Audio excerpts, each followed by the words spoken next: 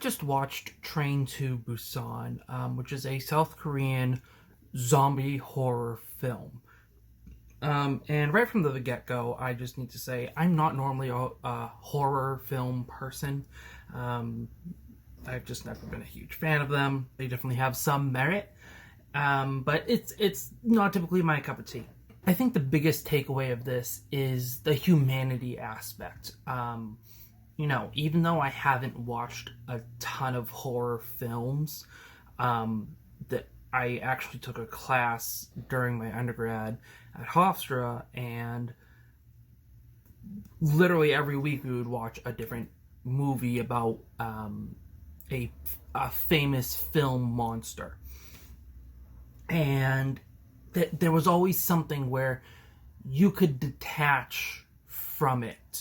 The Babadook is it's like a black creature or something along those lines. Frankenstein was 6'8" and a conglomeration of body parts. And with Train to Busan, that's not the case. You see all these moments of humanity when it all starts first breaking out. You see people reaching for their cell phones, which, let's face it, that's how things would go. But even at the end, where he hears the song, the guard hears the song, and he realizes that that's a human walking towards him, not a zombie. And even the various deaths throughout. Something else to note is the lack of humanity, mostly by the COO of whatever the hell business he was a COO of. What a douche. Good lord. Mind you, the grandma that let everything in, after that scene, she was kind of a dick as well. But the COO got what was coming to him. And every time I thought he was about to die, I was like, yes! And then I was so mad when he didn't. Or when he turned into a zombie. And then finally when he did, I was like, thank God, thank God. I've mentioned this before in these reviews, but the concept of doing this all in one space. You are literally trapped in a train, and I'm pretty sure I did this with Snowpiercer, which is along the same concept, slightly different, of course. There were no zombies in that. But it's the same thing. You are trapped in a train. That is all you can do. Now, of course, they get out of the station, they realize, and it adds more, but you think of a train, and it's such a normal part of our lives. I think for a lot of people, and sorry if you don't take the train that often, but if you do, it's a very just common occurrence of, one aisle, and you never really care about what happens in the other cars. Alongside the humanity aspect, this film is just very real. And what I mean by that is there's a tendency in these monster movies and these horror movies to you form a clique of people, and yes, obviously there was a clique at the end, and that even got smaller and smaller and smaller until it was just the two of them. But in that clique, you had you would typically have like the super athletic guy, the brainy guy. You basically have the cast of The Breakfast Club. That wasn't super prevalent in the clique that ended up forming. You had the baseball kid and the father, but then you had the pregnant lady and the girl. If an event of this nature were to occur, there's nothing that would stop the army from getting invaded. And when they got off at that station, my first thought was like, y'all are dumb. Like, come on. Also, there is some seriously strong glass in South Korea, apparently, because there were several times when I was just like, there's no way that glass would hold a literal horde of zombies. I think Mythbusters might have done that, but the amount that the glass moved, I don't believe it. There were some classic zombie movie elements that I think every zombie movie has and should have. You had these long, deep, really bottom of the barrel notes.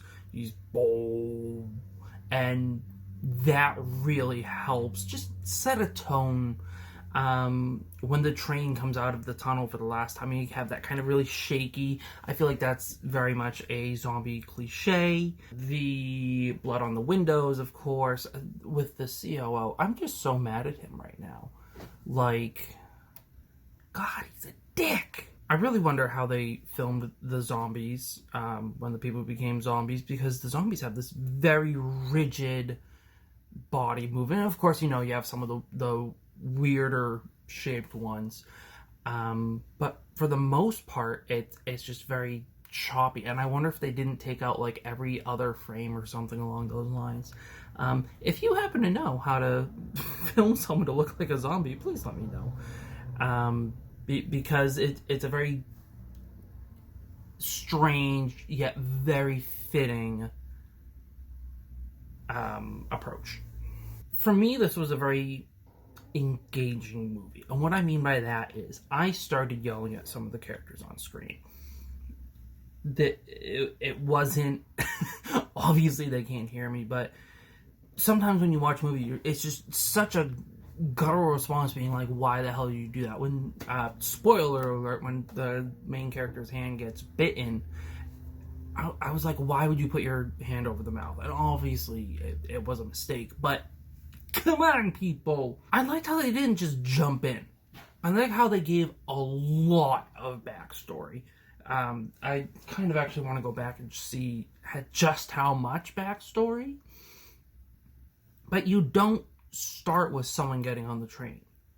You start with them coming home. You start with him at the job. You start in these real world, real life scenarios, and that adds a lot more to the humanity of this, to the realness and the ability to say, okay, this could actually happen. I'm going to give this a rating of 4 stars. Again, it was really great. I think the realness is just the thing that got to me. Is you have so many of these moments where they're checking their phones, and listen, if we were told right now that there's 20 minutes until the world ends, we'd be making memes out of it. Do not argue with me on that, because that's the truth. Just these real moments of, they kept trying to call the mother, and the mother would not pick up. Obviously, she was infected.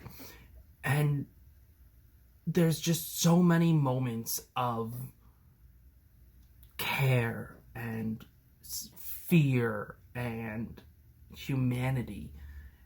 And it's just really, really, really well done. A little weird sign off this time. Of course, we all have this pandemic going around. It's not a zombie virus, but a big thing in here was the father and daughter, starting off basically fighting with each other and ending with them in tears because the father, gets infected. So I'm gonna just leave you with this. Tell the ones that you love them. Wear a mask, social distance, and keep watching movies. Work to distract yourself, but at the same time, keep up the fight. And yeah, we'll see you later. Whoa, don't click away yet. Check out the link tree in the description, where you can connect with me on Instagram and YouTube, send me suggestions of what to watch next, and check out past reviews.